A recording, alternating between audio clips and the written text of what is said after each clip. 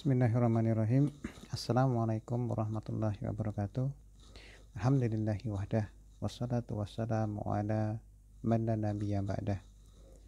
Wa ala alihi wa sahbihi wa mawalah. Wa la hawla wa la quwwata illa billah.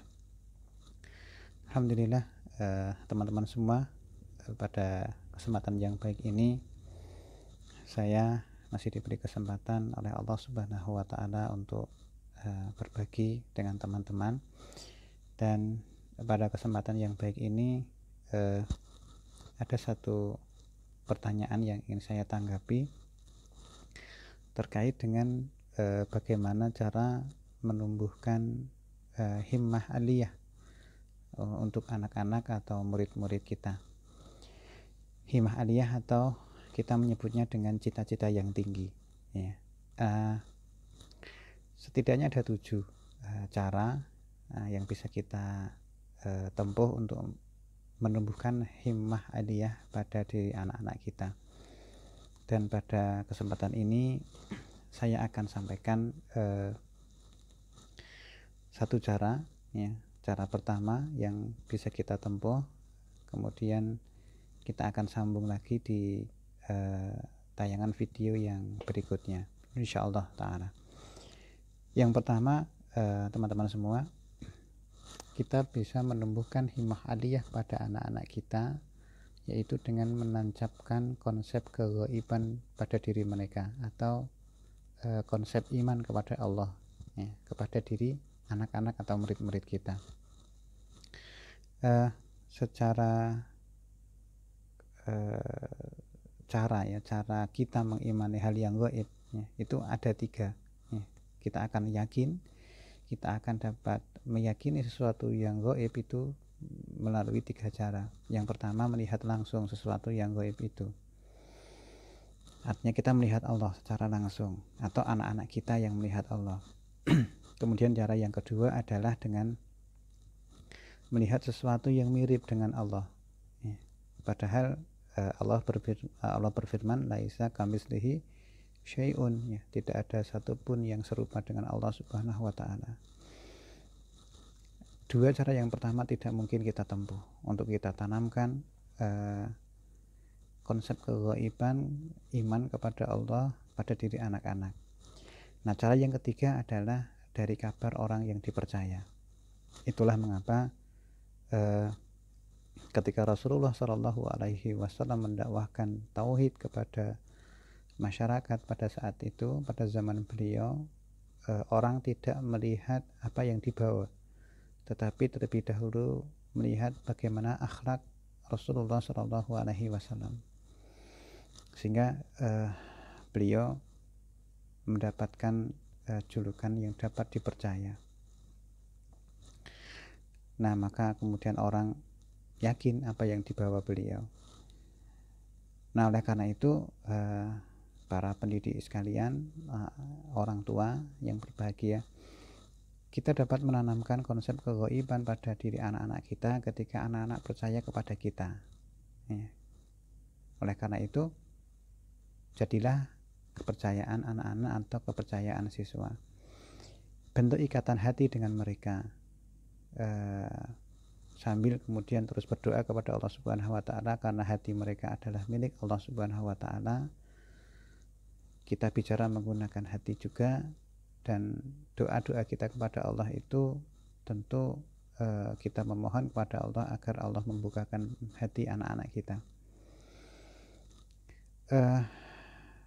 Bentuk ikatan hati, kemudian bangun komunikasi yang baik, berikan apresiasi kepada mereka, maka ketika mereka percaya pada kita, mereka akan kemudian yakin atas apa yang kita sampaikan kepada mereka. Jadilah sosok yang melindungi mereka dan nyaman bagi mereka. Itu yang pertama. Nah, kemudian ketika mereka sudah mempercayai kita, ya, maka kita bergerak menggunakan ayat-ayat kauniyah, sebagaimana di fase Makkah, ayat-ayat yang disampaikan oleh Rasulullah Shallallahu Alaihi Wasallam adalah ayat-ayat yang kebanyakan berbicara tentang alam semesta, karena hal itulah yang dapat dilihat, ya.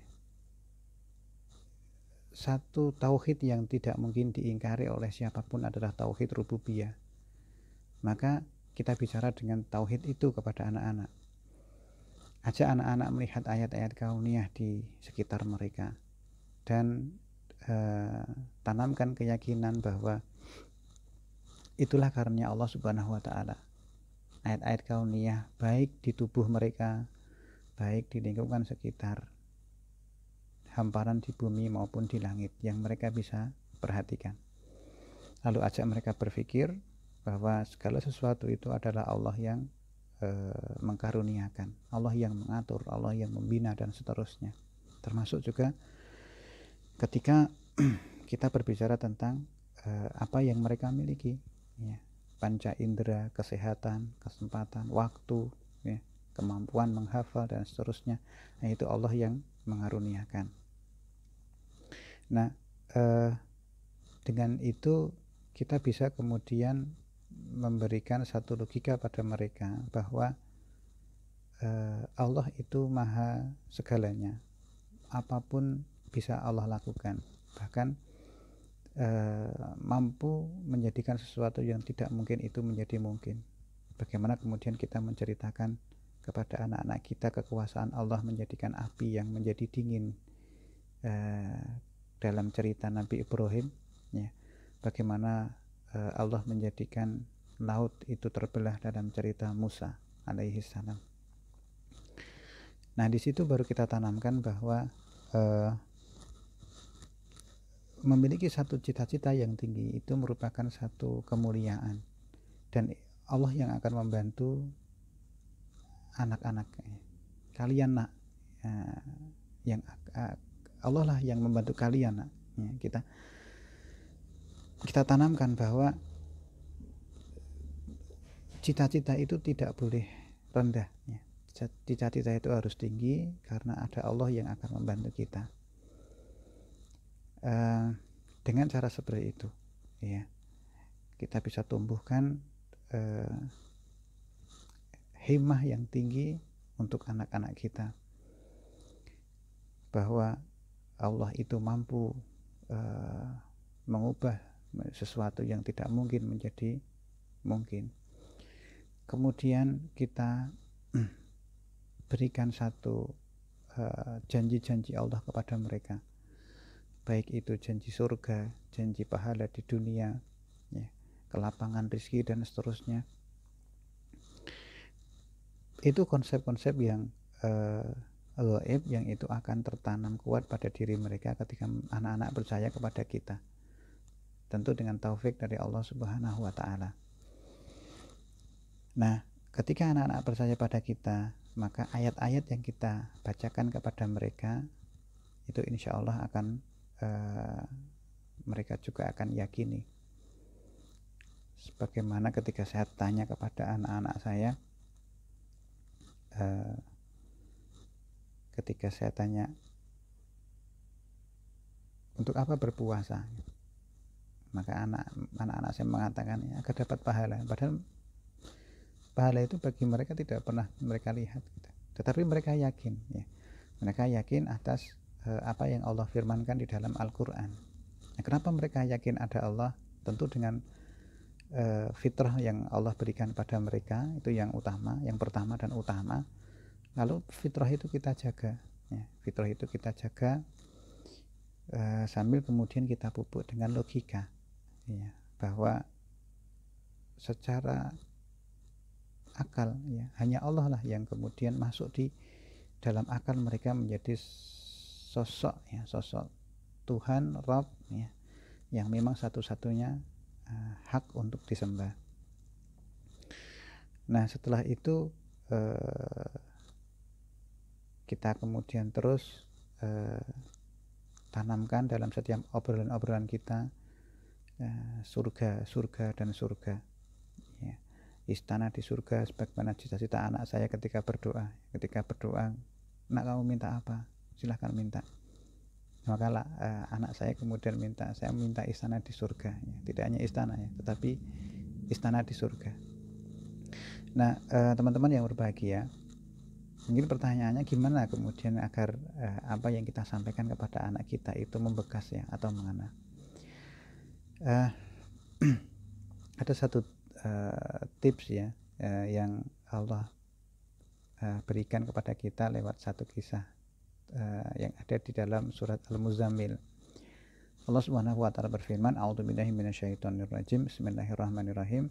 Ya ayyuhal muzammil, qum min-laila illa qalila. Nisfahu aw inqus minhu qalila aw zid 'alaihi warattilil qur'ana tartila. Inna sanulqi 'alaika qaulan sakila." Wahai orang yang berselimut ya, wahai orang yang berkelumun, yaitu Nabi Muhammad, bangunlah untuk sholat di malam hari kecuali sebagian kecil, seperduanya atau kurang sedikit dari itu. Bacalah Al-Quran itu dengan tartil, dengan perlahan-lahan. Sesungguhnya kami akan menurunkan perkataan yang berat kepadamu. Nah,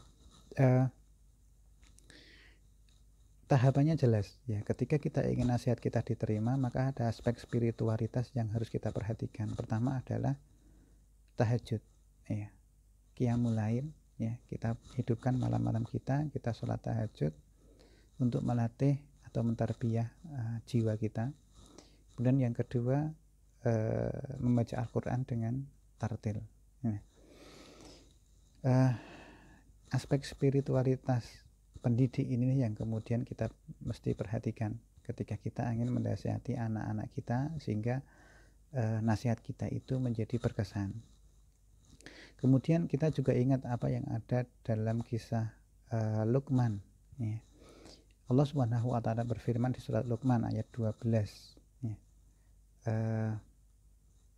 A'udzubillahi minasyaitonirrajim. Walaqad atayna Luqmanal hikmata anishkur lillah. Sungguh kami benar-benar telah memberikan hikmah kepada Luqman, yaitu bersyukurlah kepada Allah ya. Nah, di situ ada satu bekal yang harus dipegang oleh seorang pendidik, yaitu pertama hikmah, yang kedua bersyukur ya. Ketika kita melihat anak-anak kita, kemudian kita ingin memberikan nasihat kepada mereka, maka ada satu bekal, yaitu hikmah.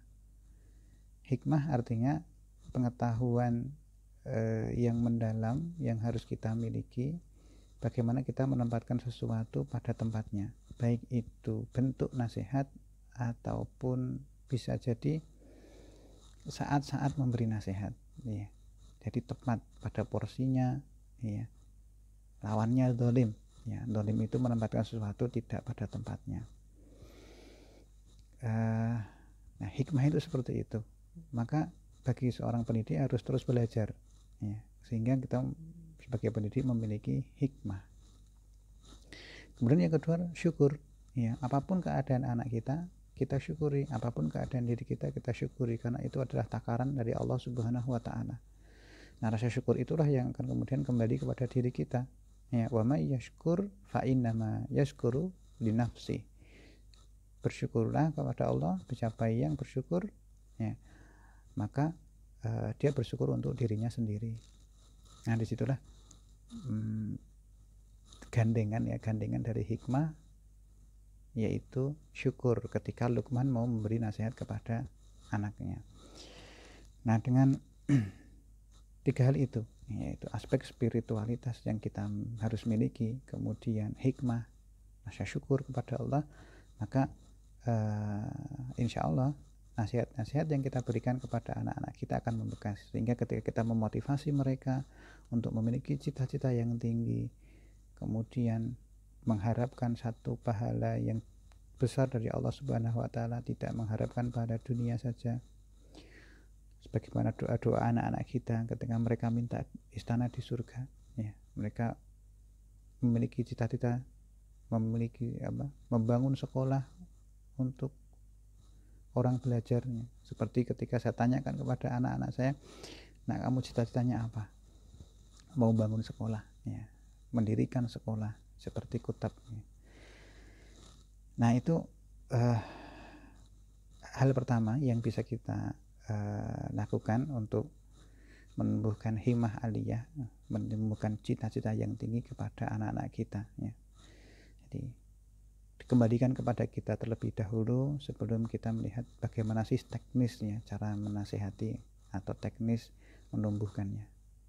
Semoga bermanfaat. Wassalamualaikum warahmatullahi wabarakatuh.